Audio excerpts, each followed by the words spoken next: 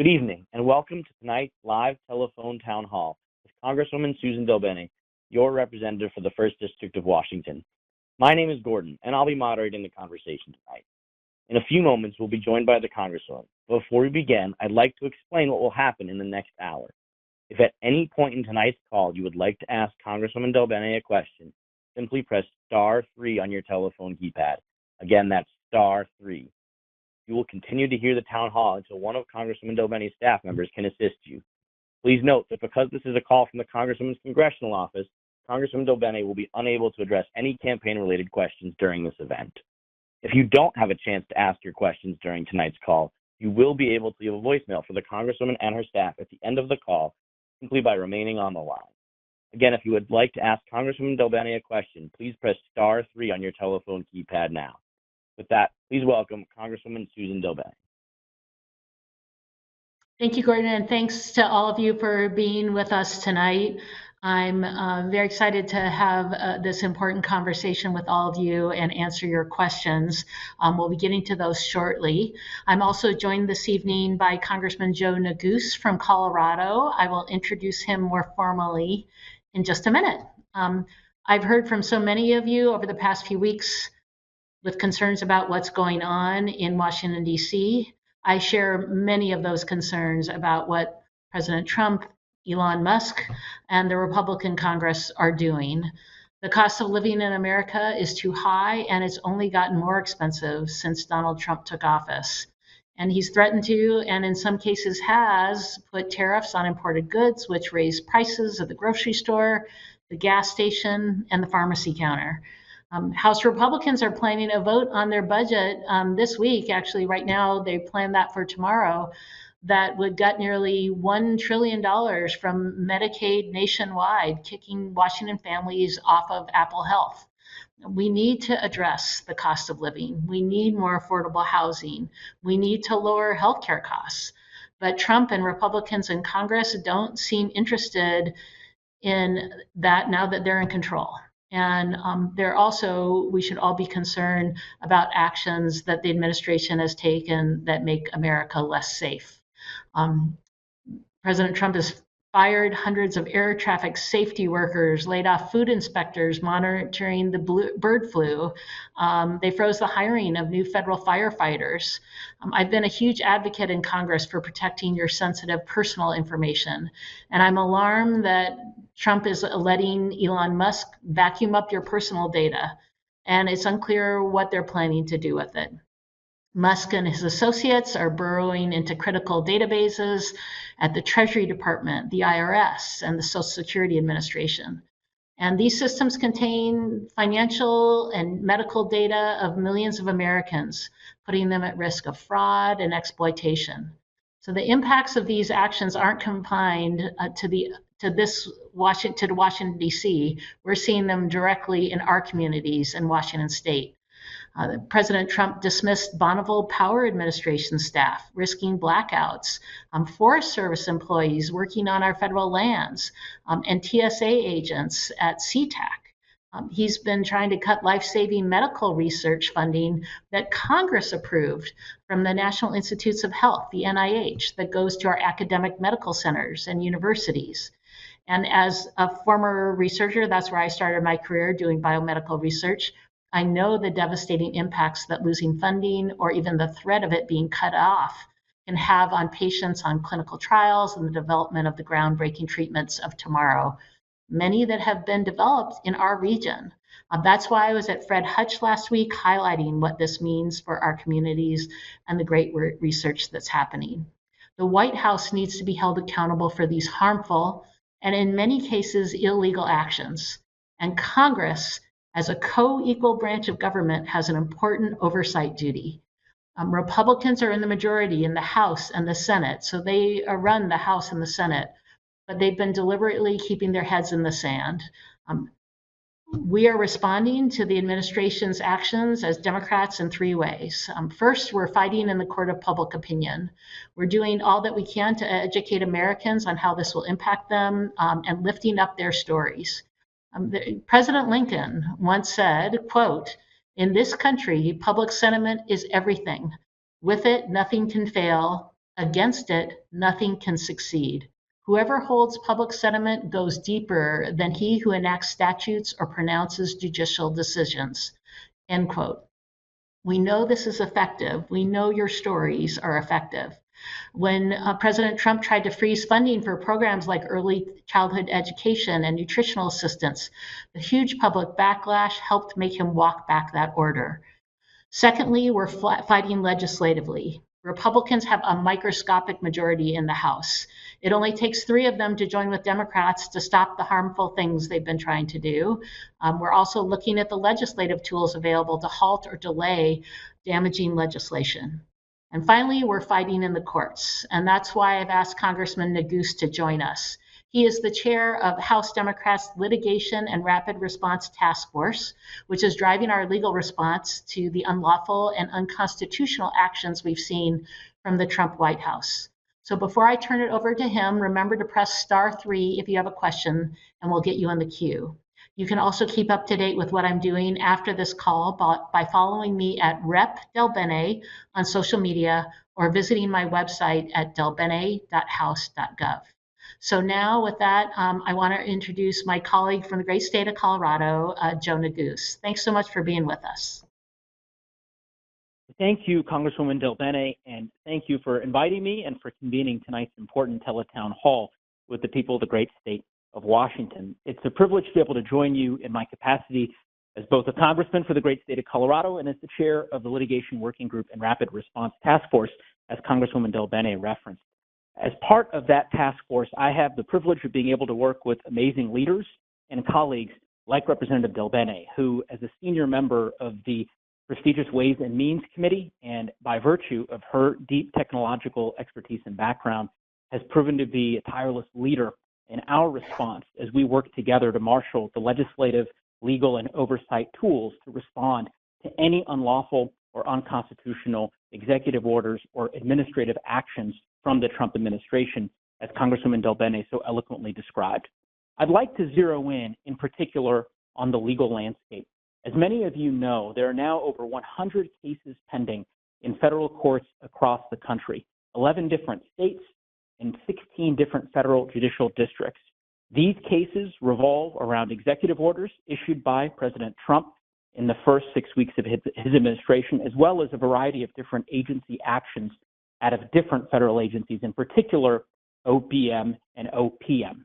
In the vast majority of these cases, the Trump administration has failed in defending the propriety of their actions. Federal judicial districts and federal courts across the country from coast to coast have ruled in favor of the American people time and time again, including in the state of Washington with respect to the birthright citizenship executive order issued by the Trump administration on the first day of his presidency. Many of these cases are working their way through federal court. Some are the subject of temporary restraining orders. Others, preliminary injunctions have been issued, and in others still, appeals are now pending before the various circuit courts. The litigation working group that Leader Jeffries has created as within the House Democratic Caucus is closely monitoring each of these cases, doing our part to inform our constituents, including all of you, about the developments as they work their way through the federal courts, and strategically determining which cases are the most appropriate for House Democrats to speak with a singular voice in support of the rule of law and ultimately vindicating the American people and American taxpayers. There will be much more to come with respect to the legal journey that the country ultimately finds itself on, but there are other tools at our disposal within the Congress as well. One of those is legislative. Congresswoman DelBene has been a champion for the Taxpayer Data Protection Act, a simple piece of legislation that would protect taxpayers across Washington state and indeed the country from the intrusion by Doge and Elon Musk into sensitive payment systems maintained by the Department of Treasury, as well as personal data that is preserved and kept by a bevy of different federal agencies here in Washington, D.C. We're also using our investigatory tools. The Oversight Committee, Democrats, just today led a group of more than 130 Democrats calling on OPM to reverse the reckless directive that had been issued to 2 million federal employees just this past weekend that many of you may have heard about. Because of our efforts and because of the advocacy of the American people and so many constituents from Washington State to Colorado who raised their voices, ultimately OPM reversed their guidance, much in the same fashion as they did the illegal funding freeze that they pursued just a mere 3 weeks ago. Suffice to say, these are troubling times and a precarious moment for our country. But rest assured, you are in good hands with Congresswoman DelBene, who, as I said, is playing a leading role in ultimately helping develop the strategies that House Democrats are pursuing to push back against any unlawful or illegal directives by this administration. We encourage you to send us your ideas, your suggestions, whether they be legislative proposals or ways in which House Democrats can marshal our resources to push back and to work together as we protect the American people. With that, I will turn it back over to Congresswoman DelBene and look forward to your questions. Thank you, Congressman Neguse. I'm going to turn it over to Gordon, and he can help get our first question. Certainly. And just a quick reminder for those still joining us, you can press *3 at any time to ask a question. Up first, we have Thomas Barr. Thomas, you are live on the call. Hello, can you hear me? Yes. Hello. Hi. Yeah, your person in the beginning there took my question. So my question was, Trump administration are conducting actions against the rule of law in this country, replacing heads of our agencies across the board, conducting these firings against the heads of these agencies, installing figures in the military under the quote-unquote guise of meritocracy. He's trying to circumvent the courts, and I hear you saying that you're taking these court actions against him, but are they coming at you at too high of a rate that you can't keep up with it? He's not indicating a willingness to follow these judges. How do we help you resist? How do we challenge him? How do we help you? How do we, the people, help restore democracy? Because all across the board, these things that are happening, are reminiscent of 70, 80 years ago. And I'm very concerned for my country. I was a Marine. I served 14 and a half years, and I'm fighting mad, and I'm ready to help. Did I get my... Thank you, and thank you for your service, and thank you for your question. So I think, and I'll let Joe chime in here in just a second too on the litigation side. We have to continue to focus on the actions that they're taking, especially those that are most critically important, and continue to make sure that we are telling the stories of what the impacts of the Trump administration's actions are having on our communities. We need to make sure that your voices are being heard, and so sharing your stories is incredibly important, because when funds were frozen from certain accounts and then the administration said that they released funds after a court ruling, it's important for us to hear from folks whether those funds were still being delivered or not. So as much as we continue to understand what's happening on the ground and continue to work with all of you, the more we have specific data to call out, to check, to understand whether they're really complying with the law. If not, to go specifically into those particular situations, but also to continue to work with the courts. But sharing stories, understand what's happening on the ground is so important. That's why I encourage folks to continue to engage with our office. My website's delbene.house.gov. That's one important area you can share your stories with us. But we all need to be vigilant here. But I'm going to let Congressman Neguse answer anything else with respect to the courts here. I certainly concur and agree with Congresswoman DelBene's sentiment, and thank you for your service to our country, sir. Each and every one of us, every American citizen, every member of Congress has an important tool, and that's our voice. And lifting our voice and ultimately speaking up regarding what is happening in Washington and sharing our stories, your stories, is so incredibly important. And the example that Congresswoman DelBene referenced is instructive. the OMB case, the illegal funding freeze, the effort by the Trump administration to freeze funding for hospitals and non-governmental organizations, nonprofits in our communities and beyond, ultimately, I believe that was reversed a mere 36 hours later because of the public outcry.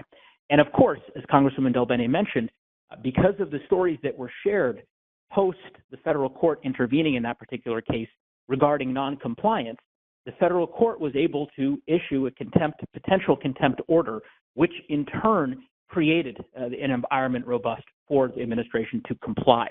And so to that end, with respect to your particular question regarding court orders and non-compliance, I would simply say that ultimately we will cross that bridge when we get there. But federal courts have a number of tools available at their disposal to ultimately ensure that the administration complies. Those federal courts use the tools that they have each and every day in federal courts and judicial proceedings across the country.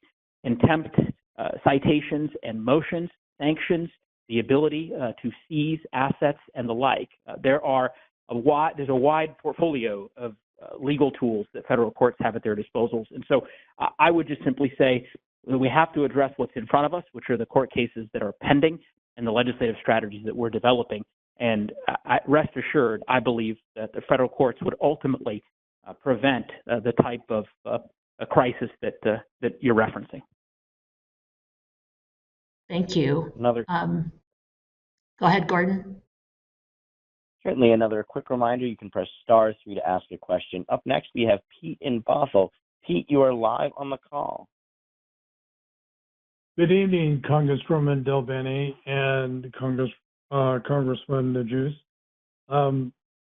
Thank you for your timely updates. I've subscribed to your social media feeds, and thank you for that. I am a federal employee. I work for the FDA, and as many of you have recently heard, we received a dictate from an unsigned email from OPM asking us what we did last week. And I found it quite offensive that I had to waste time even thinking about that email when I am already held accountable, to my supervisor and the rest of the agency.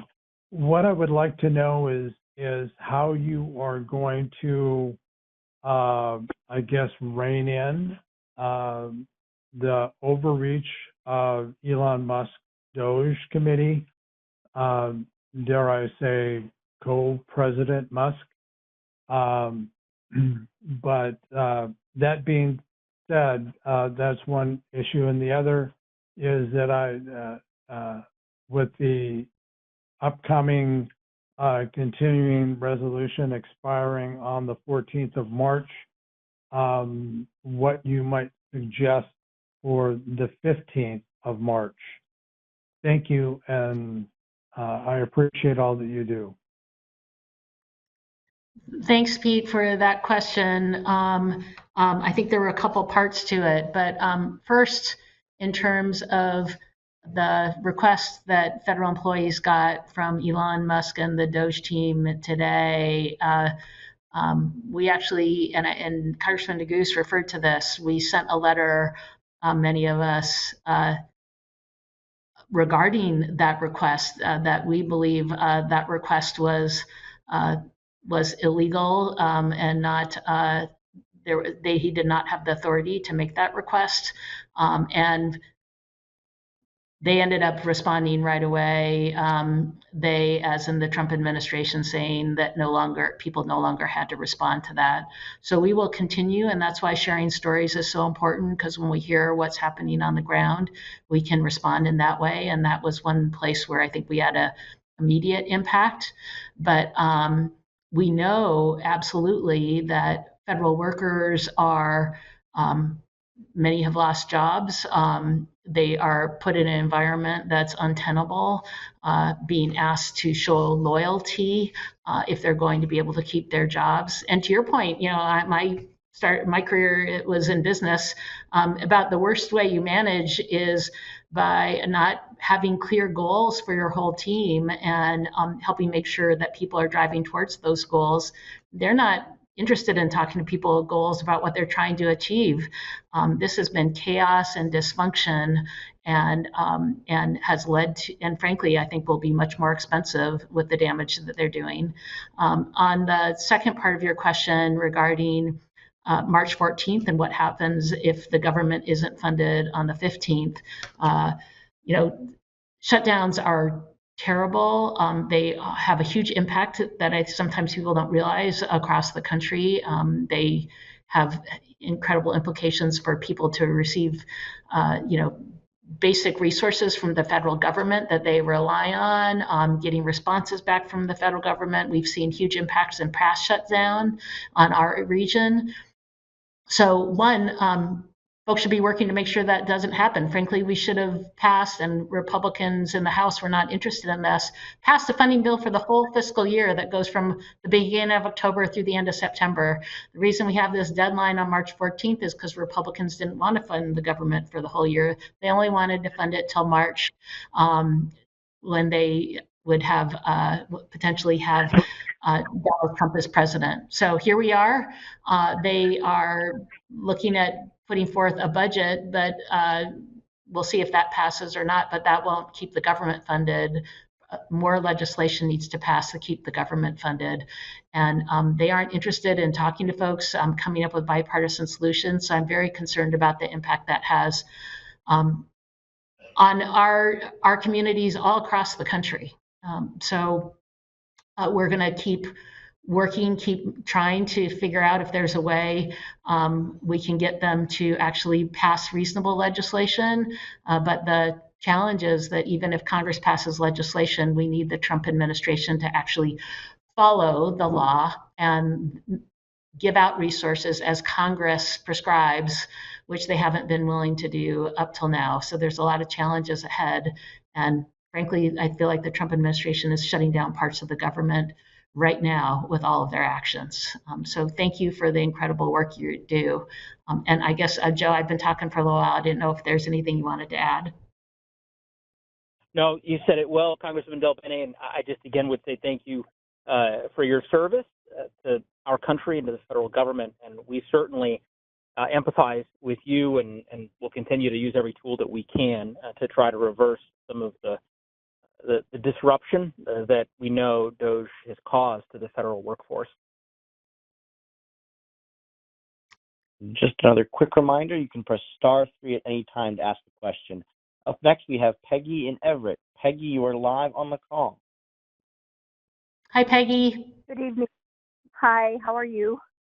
Well, I have several questions. One, of course, it will probably come up later, but just a concern about Social Security. I'm a retired educator. Number two, which is the one that has been on my mind, and it's the SAVE Act that I know coming up this week for a vote. And I don't hear it a lot in the media, but wanted you to explain, especially the part for women whose names are different than their birth certificate, and what havoc that could cause with the rest of the part, the SAVE Act. So that's my question. Thank you.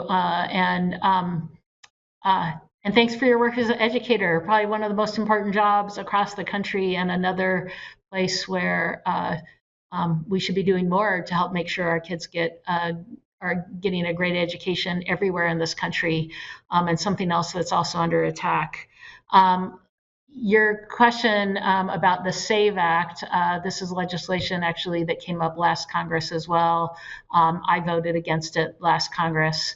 That really is an attempt to disenfranchise voters, taking people off voter rolls, requiring them to re-register to vote in many cases. The situation you're referring to, which would impact many women in particular, is because many people, one of the pieces of identification that you might be required to bring in would be a birth certificate. But if your birth certificate does not have the same name on it as your current name, which in many cases people got married and took a different name, then that piece of identification may not be suitable for you to be able to re-register to vote. So it would hinder millions of people from exercising their legal right to vote. There's no clear reason what problem this bill would be trying to solve. In fact, the Trump administration disbanded the FBI task force that's focused on election security and paused election security activities. So if we're going to focus on what we should really be looking at, which is making sure we continue to do everything we can to make sure elections across the country continue to stay secure. We would be investing in things like that task force, as opposed to putting pieces of legislation like this in place that would disenfranchise voters, make it harder for people to exercise their right to vote, and instead, our focus should be on continuing to help make sure states are able to improve their election security. So this is a bill that they plan to bring up again, very concerning. Again, I voted no. I will be voting no again. But we'll see kind of what Republicans do, not just in the House, but also in the Senate on this legislation. It didn't pass through last Congress. We'll see what happens this time. But thank you for the question. Up next, we have Willie Dickerson in Snohomish. Willie, you're live on the call. Good evening, Hello. Congress. Hi, how are you? It's good to hear from you. Yeah, it's good to hear your voice and be able to say thank you for your hard work. Really appreciate it. It's so frustrating, but knowing you're there doing your best is really helpful. And I appreciate you working across the aisle. I feel like those 3 votes you need in the House, 2 of them could come from Washington, at least on some issues. You must have been working with Dan Newhouse, because he's made some statements that shows that he's going to be ethical. And then the new representative from Spokane, Bumgardner, could be another one of those 3 votes that we need for many votes coming, but tax fairness in particular, instead of giving the rich their extra money to actually bring the child tax credit back up to the point of cutting child poverty in half and expanding SNAP enough to be able to stop hunger. And the scariest thing to me are the people that are dying because of the cut to USAID. And I was wondering if what you think are what hope do we have in those areas, and what can we do? Well, thank you for the question. And, I think we know, and I'll start with the tax side of it. The current budget bill that Republicans have proposed, it kind of puts out an outline of what they plan to do. And they want to add, $4.5 trillion to the debt just to continue and support tax breaks for the wealthy and large corporations. We need a tax code that's fair, that ensures that folks are paying their fair share. And frankly, that it's a key part of making sure that we're fiscally responsible. The tax cuts from 2017 that President Trump and Republicans put in place under his first administration benefited the wealthy and well-connected. It cut the corporate tax rate from 35% to 21%. He made the business provisions permanent, but the individual provisions, and some of that, even the cuts that impacted middle-class families, were only temporary.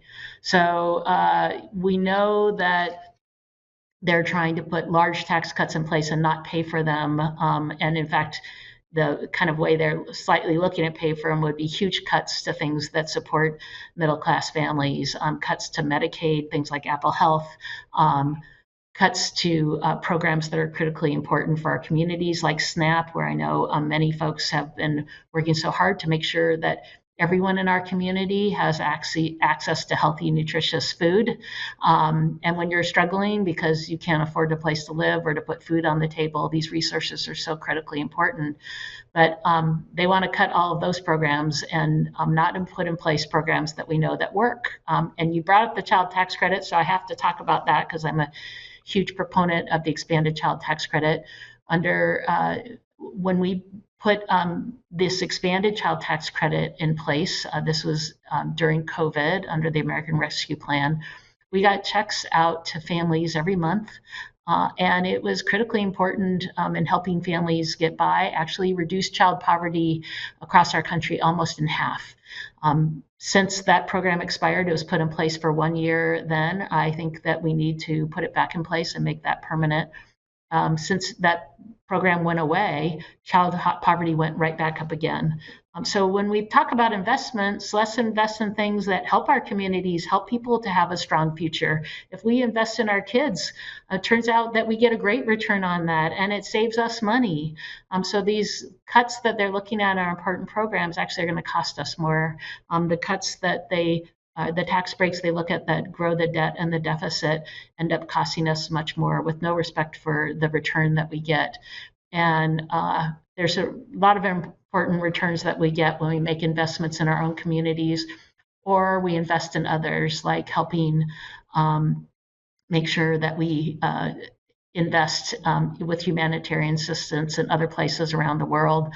Has had a big return globally and is supportive of the U.S. as well. So it's unfortunate that they aren't looking the actual data. There's a lot of talk about data, but this isn't about data. They're not looking at data about what works or doesn't work. They just want to make sure they have tax breaks for the wealthy because that seems to be President Trump's focus. But thank you for the question. I don't know, anything you wanted to add to that, Joe? No, you said it so well, Susan. I would just add that I think the gentleman's question and his reference to bipartisanship, and because of Congresswoman DelBene's relationships across the aisle, I do think there are and will be opportunities in the days and the weeks and the months ahead to make the case to our Republican colleagues to join us in pushing back against some of the draconian cuts that Congresswoman DelBene described, which will implicate Americans in every state and in every community, irrespective of one's political affiliation. So I think she will be well primed to help us and lead that in that effort. Yeah, and thank you for that, because I forgot about that part of the question. And to Congressman Negus's point, we have huge opportunity. We are a co-equal branch of government. We have opportunities to stand up as a Congress and put responsible legislation in place. And we only need a few Republicans to help to do that. So to Congressman Negus's point, my hope is that we'll have those stand up for the laws of the United States, but and oversight of what's happening at the executive branch, but also stand up for strong policies that help move our country forward. Up next, we have David Gladstone in Snohomish. David, you are live on the call. Yes, my question is for both, but more specifically for Congressman Negus. So there have been a number of court cases which have stopped temporarily, or at least tried to stop Trump temporarily. So far, there hasn't been a single court case that has been carried to conclusion stopping Trump. Let's say there is one, and let's say Trump tells somebody to ignore it. And let's say the court sanctions him or holds him or her holds them in contempt. What's to prevent Trump from pardoning that person? And if he does, what's Congress going to do about it? Well, I thank you for your question, sir. I would say a couple different things. First and foremost, this is an item of active discussion by the litigation working group. It's something that we are continuing to evaluate, and of course, ensuring that we're receiving the opinions and the insights from some of the most talented lawyers in the country and constitutional scholars in terms of what you have described with respect to that particular hypothetical as a true constitutional crisis that would undermine the constitutional order that has governed our country for the better part of the last 2.5 centuries. What I would say, as I said at the outset in response to a different question regarding judicial remedies, is that there are remedies available to the federal court that I don't believe would be as subject to potential negation by the pardon power that you described. For example, every attorney is a member of the bar in good standing to be able to proceed and represent a client in a court of law. And there are a variety of consequences for attorneys, right, who mislead the court or facilitate any kind of omission before a court. And so that in and of itself is a remedy. The state government would have remedies. And then, as I mentioned, the federal courts would have different legal tools that they could use in terms of writs, mandamus, seizure, contempt citations, not just with respect to the governmental actors that you've described, but also with respect to the private sector. So again, I would just tell you, while I certainly appreciate your concerns, particularly given the very reckless and dangerous statements made by Vice President Vance in regards to the hypothetical that you described, I think it is important for us to remain focused on the cases that are before us in which the Trump administration has, by and large, lost the vast majority of them. And we will continue to solicit feedback and evaluate legal options if and when that eventuality that you described were to arise.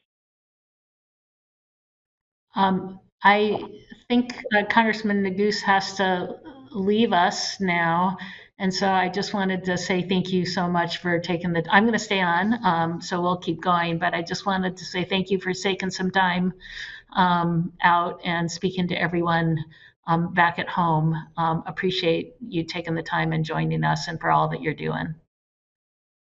The pleasure was all mine. Thank you, Congresswoman DelBene, and thank you to the people of Washington State for giving me the opportunity to join you all. Thank you. Take care. I think, Gordon, we're going to go to the next question. Correct. Up next, we have Susan Hughes in Redmond. Susan, you are live on the call. Thank you. Hi, Suzanne. Hi, I had a question. Hey, you're talking to a conservative Republican here. You probably don't get a lot of those on your calls. So I just wanted to remind you that you're also representing those of us who probably didn't vote for you, but, we have you as our U.S. representative, right? So, it felt like your opening was very inflammatory, and it seems to me like it's only half the story, and that you don't have the other side of the plan of what Trump is going for here. So I just feel like there's a lot of fear that's being built up. So that was my first question. So do you recognize that you're also representing Republicans, and 77 million people voted for Trump? So I think that's huge. He won the popular vote. He's doing exactly what we wanted. And personally, I'm thrilled at the cuts because we are overspending incredibly. So I know there's a plan. I trust the plan. And then the other part is, what would you say? What would the Democrats say? And how they would bring down that crazy debt. I mean, we were worried when it was $2 million. Now it's $30 trillion. I mean, it's unfathomable. And we have to cut. We have to cut people from working for the government. We have to. So there we go. Thank you. Thanks for the question. And absolutely, I appreciate you being on and asking the questions. And We are a purple district, so absolutely. I think I've only represented communities where we have Republicans, Democrats, independents, everything, lots of different voices, and I think that's important. In fact, I think I've been fortunate to have a district with all different voices. I think it makes you a better legislator when you're hearing many differing points of view and coming up with the best answers. Um, First, I'd say I'm not sure that what we're seeing happening right now is what people think they voted for. I've heard from a lot of folks, you said there was a plan, but I'm not sure I know or people know what the plan is. If, in fact, if the Trump administration or even Elon Musk would say what their plan was, then we could have a debate and a discussion about the plan. But just freezing funding that Congress has already allocated, it's not actually legal to do that. Congress makes the decisions about funding that's appropriated. And so Congress needs to decide. And if we're going to address the issues, totally understandable issues that you bring up in terms of debt or deficit, which a totally fair concern that you raise, then we should be working on that in Congress. But it cannot be a unilateral decision from someone who's unelected, who does not and has not laid out any plan, I would argue. He's not necessarily cutting things, he's stopping things. We have a Doge website that talks about things they've cut, but there's no accountability in that. And I already, when you look at that, you can find many places where it's just not true. So it's hard to know what's really happening. If we want to know what's really happening, then Congress has oversight. He should come in and explain that. And we should actually see what's happening, because I would argue that you kind of have faith that something's happening. I don't think it's clear that anything's being saved right now. If you get rid of the people who actually do important work, like the folks who are helping trying to eradicate bird flu, you get rid of them, but you don't get, which is critical to helping us make sure that we address things like the price of eggs and protect protect the health and welfare of not only our livestock but of people across the country. Let's be clear that we need experts who are working on that, and they are indiscriminately letting go people. So I'm all for having a balanced approach. That's been my career in Congress, has been working across the aisle. This is not working across the aisle, and this is not actually governing. This is kind of the random chaos and confusion, and I'm not sure you're getting at all any of the results that you're hoping for. In fact, I think this is probably the most expensive and least efficient way to govern. We have no visibility into the future of what's going to happen in terms of government spending, no visibility or discussion about how we actually bring down the debt and the deficit, which, as to your point, we absolutely should be talking about. So doing things that are illegal, that have no accountability, that are actually creating damage, I would argue, and aren't addressing the important needs that even that you bring up, is hugely concerning. And I think we've heard that concern from not just folks who would say that they're Democrats, but from American people across the country with great concern. So I am happy to continue the conversation and appreciate you being engaged in asking your question too. And the last thing I might say, the budget they're putting forward raises the debt ceiling by $4 trillion. The tax proposal they put out has at least $2.8 trillion in deficit increases. So this is not about being fiscally responsible and addressing the concerns that you raise. But again, thank you so much for sharing your thoughts. Up next, we have Jim Clark in Lake Stevens. Jim, you are live on the call. Hi, good evening, and thank you for doing this call, Congresswoman. I do have a question, but I first want to state a fact. The IRS has said as of 2021, $1 trillion each year is both undetected and unprosecuted in tax fraud. And we just laid off 6,700 IRS agents, meaning there's $1 trillion that's sitting there on the table. For every $1 the IRS spends auditing the top, I believe it's either the 0.1 or 0.01% of earners, they get $26 returned, a 1 to 26 ratio. So for me, boosting the IRS is an easy way to get hundreds of billions of dollars back into the Treasury, which probably offset a lot of these cuts. So, focusing on where the money is, the people who are, rich and hiding it, that I believe is a better direction to go to balance the budget. But I will pivot and go to my question, which is, I am an ex-Army serviceman, and I've been a defense contractor for the Navy for over 2 decades. And so I am in the Office of Program Management, the OPM database, and they've already had a breach before, and there's millions of us, security cleared contractors working for the government. And my concern is when my personal information goes to Doge and is then leaked actively or not, what are the tools, or what are people out trying to monitor and detect when these data leakages happen? And, for us, all these secured employees, when our information is leaked somehow, what are we going to be able to do about it? What is our, redress or plan? Can you speak to that, please? No, absolutely. First of all, thanks for your original comments regarding the IRS, but also to your point around the sensitive personal information that Elon Musk and his Doge team have had access to. It's extremely concerning.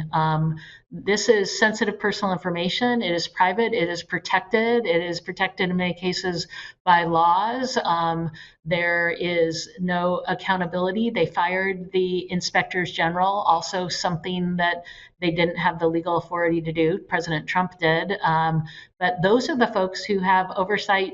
They are the watchdogs to make sure folks are following these rules, protecting your information. So they got rid of all of those, the inspectors general at these important agencies, including places like the Department of Treasury, because they didn't want there to be a watchdog in place. They didn't replace them, and legally they can't fire them without coming to Congress and giving notice. They didn't do that either. So, but with respect to information, I've been a major consumer data privacy advocate since I came to Congress, fighting for legislation to protect personal consumer data, very sensitive personal information, financial information, health information, et cetera. One federal employee talked to me about how you couldn't come in and plug any type of drive into a computer. Things were closely guarded, and now you have folks who have there's no oversight in terms of what they might be doing with data. So they have access to important databases: Treasury, IRS, Social Security, Veterans, the Veterans Administration. And all of this data is protected by law. So one, there's the courts and litigation that we can continue to go to protect information. Two, we are continuing to fight to reinstate inspectors general because they were let go unlawfully, and it's critically important that we have that oversight. And three, again, Congress is an independent branch of government. We should have oversight, and we should be asking questions in a bipartisan way about what's happening to sensitive people's personal sensitive information. So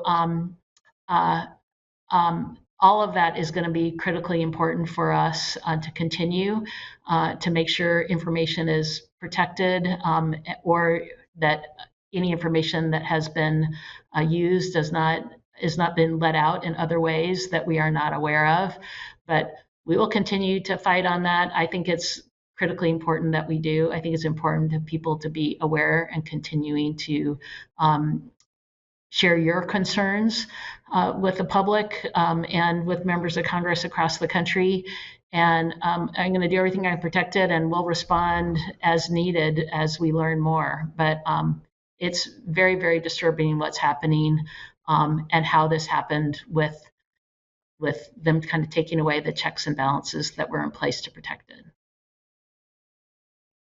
Up next, we have Mark Vossler in Kirkland. Mark, you are live on the call. Thank you, Representative DelBene, for all that you Hi, Mark. do. Hi. I'm not going to talk about climate change. I am, in addition to being one of your constituents, I'm president of Physicians for Social Responsibility. And we are deeply, deeply concerned about all the actions, the health implications of all the actions that the Trump-Musk administration has taken so far. I'm hard-pressed to think of anything they've done that's not going to cause excess mortality. And everything from rolling back and impounding funds for clean energy projects and reducing air pollution to putting incompetent people in charge of health and human services. I would prioritize getting the CDC back to full force because we're going to have another pandemic. And as you know, when we got hit with COVID hard first, your district, you showed up. We're grateful for that. You went to bat for us. President Trump bungled the response, tied the hands of experts, and excess people died. When bird flu or the next pandemic hits us, we need to have a robust public health infrastructure, and we need to actually have healthcare access, particularly for our poor, our lower income community members. And so I would prioritize getting the CDC up and running and keeping Medicare intact or Medicaid intact. And I want to know from you, what can you do to ensure that we protect the public health of your constituents? Thank you, Mark, and thanks for the question.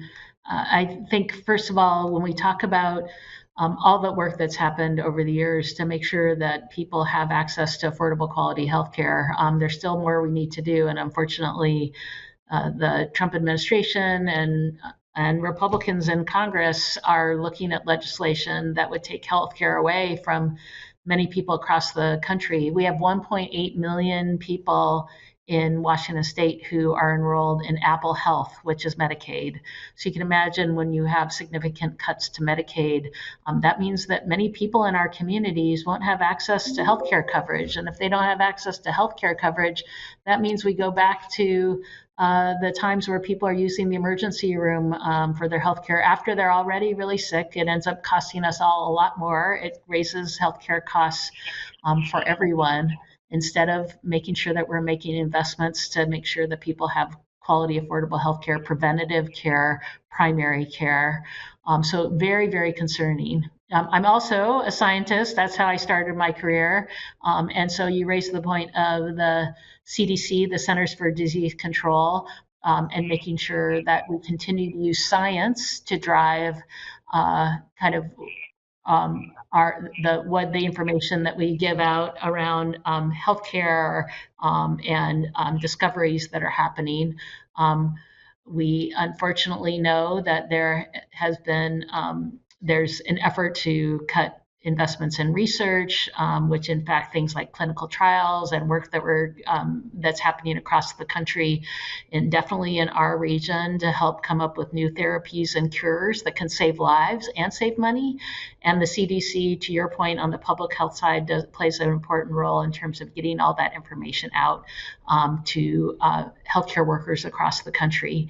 So I definitely agree with you that these are critically important fiscally responsible decisions that we make in terms of not only protecting the health of our communities, but also investing to make sure that we're doing an even better job at healthcare going forward. And yet right now, Republicans want to cut $1 trillion from programs like Medicaid to pay for tax cuts for the wealthy and well-connected. And, President Trump ran. A lot of people voted for President Trump because he ran to say that he was going to focus on lowering prices.